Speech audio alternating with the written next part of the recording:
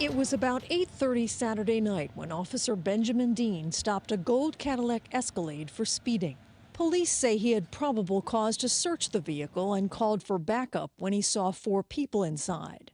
25-year-old rookie officer LaCorey Tate arrived on the scene just before shots were fired. I was upstairs in my kitchen and I heard 6 loud gunshots. Dean and Tate were rushed to a hospital and pronounced dead.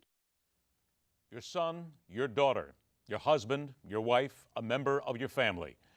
Would you want them to be a cop? Law enforcement grieves today. 2 men in Mississippi simply doing their job, gunned down in cold blood. 4 suspects now under arrest. And out there in America, there are those people who claim that the cops deserve this. They get what's coming to them. And that indeed makes you think if indeed anyone will want to become a member of law enforcement and to actually serve and protect. Let's get to it. Our guest is a former Atlanta, Georgia police officer, current attorney. He is author of Observations of White Noise, an acid test for the First Amendment, Marc Harrold. We're also joined by former NYPD police officer and investigative blogger, John Cardillo. Gentlemen, thanks so much for being here. Thank you. We have to start out on a very difficult note because just today the FBI releases their study that shows the number of U.S. law enforcement officers killed in the line of duty last year nearly doubled from 2013. We're carrying it on the Newsmax website. 51 officers slain in 2014, 46 shot, 4 killed by vehicles, 1 beaten to death. Mark, I'm going to start with you. As I noted in the introduction, there are some people saying that the cops are deserving of this. They're the ones who created this, and they're the ones putting the target on their back. How angry does it make you when you hear those numbers and hear what some people say? Well, it makes me angry to think that people have the idea, if they think some reforms need to go into effect, that's fine. But the idea that the actual revenge or vengeance should be taken out on the police officers, that makes me angry. And I think it is getting more dangerous.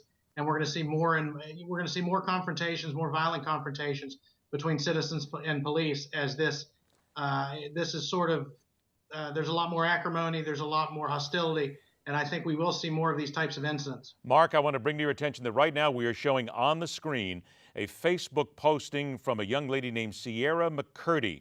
This was in Hattiesburg, Mississippi on Sunday. She posted on Facebook, 2 police officers was shot in Hattiesburg tonight, and then they've got little guns there that say got him. She posted this on her Facebook page. She was happy about this. She was smiling. John, let me come to you on this. This is the attitude that some people have right now. They're going, it's good, go out and shoot cops. Why would anyone want to be a cop under those kind of circumstances?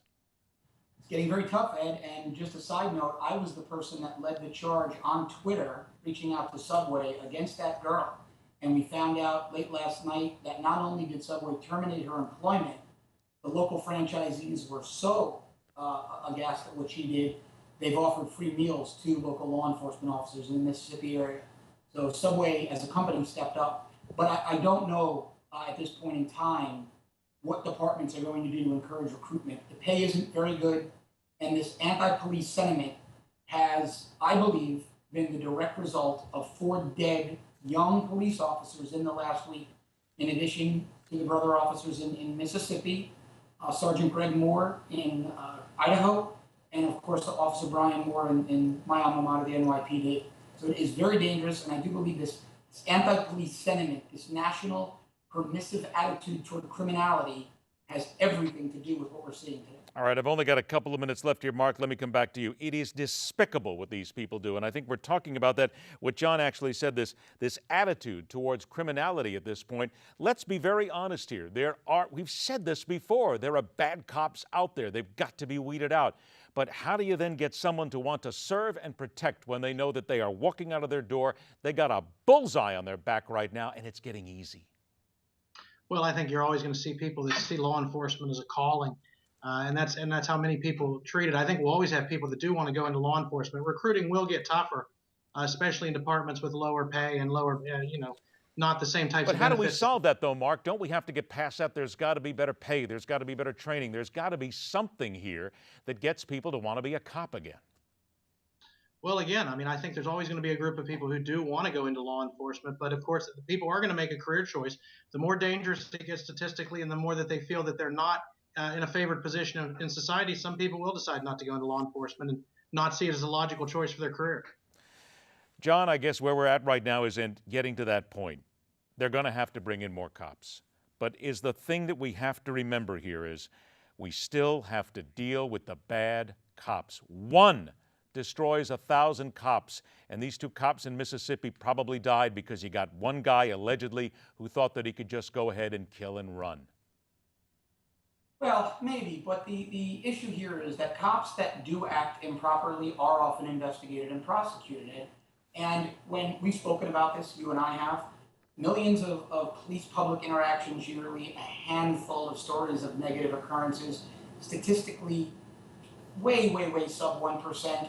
Now, I believe this is an issue where we have an administration, and the cops I'm talking to, in the 95 percentile, feel that President Obama's permissive attitude toward criminality and his vilification of police officers is lending to this.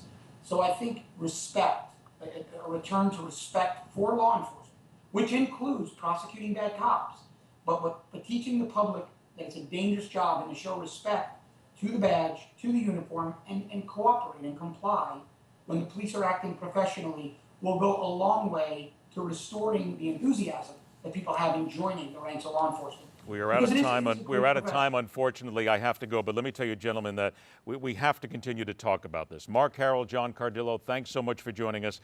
Let's hope that we do indeed still find people who truly want to serve and to protect and to do it honestly. Gentlemen, thank you very much. Stay with us. The fastest 60 minutes of news, The Hard Line, continues.